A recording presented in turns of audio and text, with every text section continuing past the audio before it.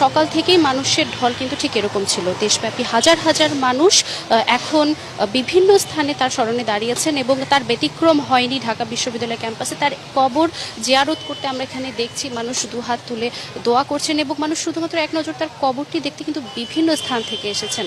আমরা এখানে দেখতে পাচ্ছি যে দুহাত তুলে সাধারণ মানুষ কিন্তু তার জন্য দোয়া করছেন এবং তাদের একটাই আশা, তাদের একটাই ইচ্ছা, শোকের এই মুহূর্ত যেন সকলের মাঝে ছড়িয়ে যায় এবং এই শোকের যে মুহূর্তটা, তারা শুধুমাত্র বাংলাদেশ বিনির্মাণের জন্য একজন যুব নেতাকে হারিয়েছেন, এই দুঃখ কিন্তু প্রতিটি মানুষের মাঝেই প্রকাশিত হচ্ছে। এবং আমরা কিছুক্ষণ আগেও কিন্তু এখানে ভিড় ছিল না, কিন্তু দিন যত বাড়ছে তাহলে কিন্তু আমরা দেখতে পাচ্ছি এখানে জনসমাগমও কিন্তু বাড়ছে। এখানে নারী পুরুষ নির্বিশেষে সবাই এখানে আসছেন এবং নিম্ন শ্রেণীর মানুষের এখানে আমরা একটা প্রতিনিধিত্ব দেখতে পাচ্ছিলাম একটু আগেও। এখানে নিম্ন শ্রেণীর কিন্তু মানুষ ছিল, তারা শুধুমাত্র এই কবরটি দেখতে এসেছিল এবং কবরের আশেপাশে সব কিছু নিরাপত্তা কর্মীরা রয়েছেন, তারা কিন্তু ভিতরে ঢুকতে দিচ্ছেন না। কালকে যেরকম পরিস্থিতি ছিল যে জনসাধারণ কিন্তু ভিতরে ঢুকে এবং সবাই কিন্তু কবরটা দেখেছেন কিংবা